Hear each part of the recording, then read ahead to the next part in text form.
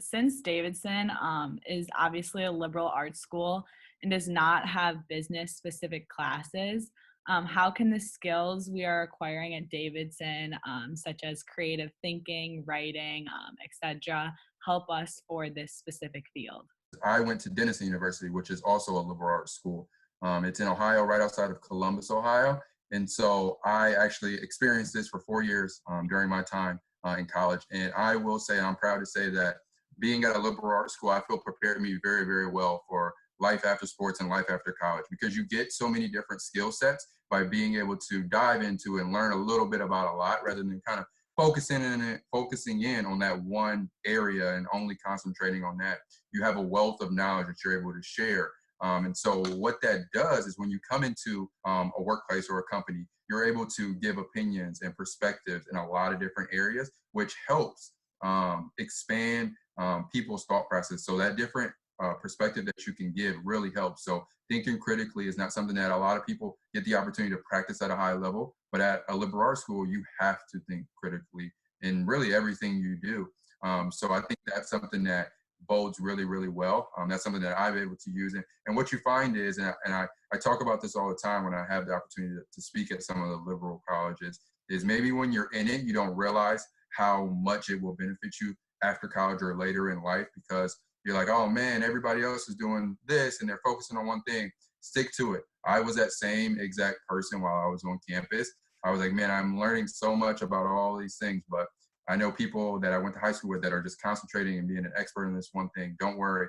After college, you'll look back and thank Davidson that they were able to teach you a lot of different things. You just got to be patient and kind of trust the process, because you being able to write at a high level, critically think at a high level, communicate at a high level, working with different types and kinds of people, diverse backgrounds, really, really helps you later in life, because that's what a company is about. It's going to be diverse team members that are going to ask you to do different things. I know you can come in and, you can be, say, a recruiter, but maybe when you're a recruiter, they're going to ask you, hey, can you look at this? How does it look? How does it sound? Can you rewrite this? There are going to be other things that a company asks you to do. So be sure to really flex those, I would say, muscles that you have outside of kind of that one area that you're in. And don't be afraid to speak up and let the company that you're with know, like, hey, no, I have a little background on this. Here's my opinion, because you never know what leader or what team member you're going to spark another thought in, or like, hey, that was a great idea. And then next thing you know, the idea that you had turns into some really big project. How did you sell kind of the skills that you developed being an athlete in college throughout your interview process? One thing that we talk about at our organization a lot is transferable skills. And so when you think about athletics, there are a ton of transferable skills that you learn through your time in athletics, whether that is, from youth athletics in the high school into college. And so that's one thing that we talk to the folks that are coming in, that are student athletes about, is like, make sure that you're mentioning what you have learned through athletics, because what you find is that a lot of people that play athletics in college learn and understand some of those transferable skills a little deeper than some folks that don't have that opportunity. And that's no knock against them, but you think about certain things that you go through or get the opportunity to face as an athlete, the competition piece of it, you're not afraid of competition because you're already competing at the highest level. One thing that we always talk about our company is feedback. And you talk about that as coaching, being able to, whether it's, some coaches like to yell and you're able to still perform while someone's yelling, or maybe the coach likes to sit you down and say, hey, here's what you did. Here's what we'd like you to do in the future. You're not going to bat an eyelash at that, because it's something you've been able to take and listen to for years at a time. And maybe some other students maybe haven't heard a ton of feedback. Maybe they just are like, hey, you're great, good job, great grades.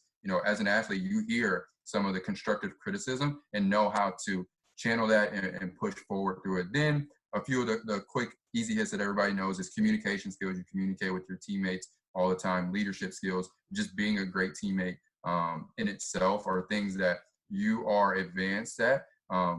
And other students may not be where you are, but what we find is that a lot of student athletes don't realize that they are further ahead in those transferable skills than other students, so they don't highlight them or don't think they're as important. But when you look at a company and when you look for talent, you look for those skills that can help your business move forward, because just like putting together a team. You want to have the right people in the right places so that you're successful and can continue to move forward.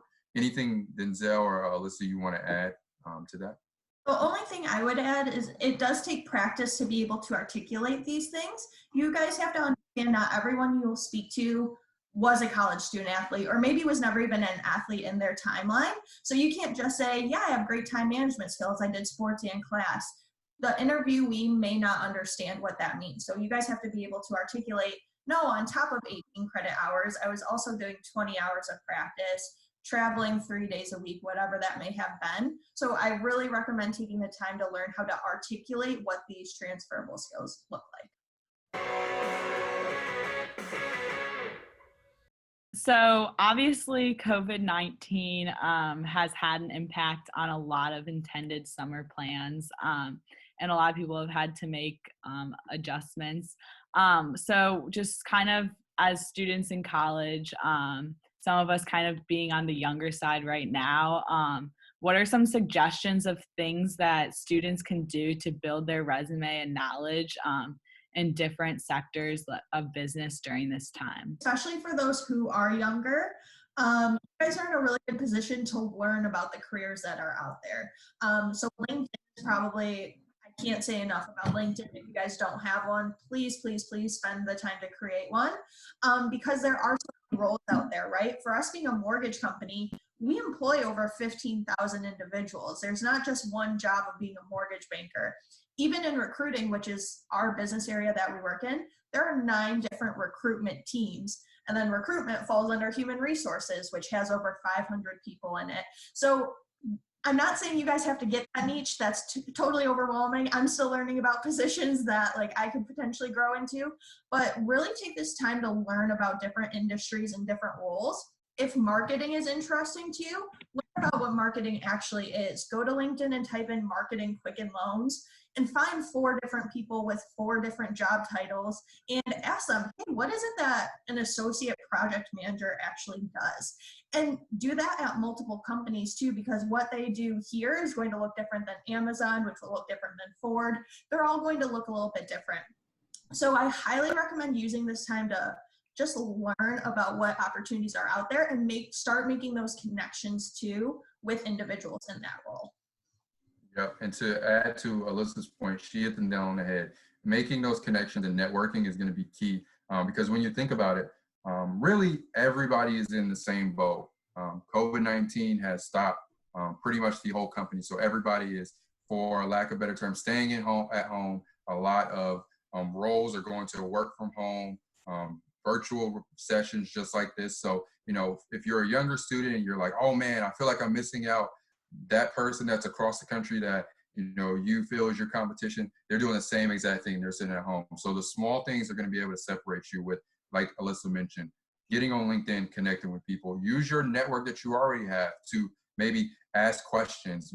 Can you set up virtual sessions with folks that you've networked with? I think that's a big thing. And I would say for us as a company, if folks are reaching out, via LinkedIn or email, whatever it is, to just gain knowledge. Maybe they want to spend 15 to 20 minutes just asking us questions, learning about our business. That's something that, 1, is great for that person because they're going to benefit. But 2, that's something that's going to stick out to us. Hey, this person, when there was no opportunities in the office to visit us or anything, they were still engaged, still took initiative to reach out to learn. So, that could be one of the first people we reach out to, when everything kind of goes back to normal for an internship opportunity or a full-time opportunity. So one thing I would say is, don't let this time go to waste, because what you will see is a lot of people do. A lot of people will say, I'll just wait. I'll be able to just pick back up where I left off, when you never know. Somebody may have used this time to their advantage. Everybody has the same 24 hours. And for the student athletes that are on the call, you probably really understand that everybody has the same amount of time. What you do during your time really defines what happens when you get on that playing field. So if you don't spend your time working on your craft, you may be a little behind somebody that has spent more hours. So use this time wisely. Even if it's just one thing, that's one more thing that you've done, more than the person that is in the interview chair next to you or reaching out for that job in the future.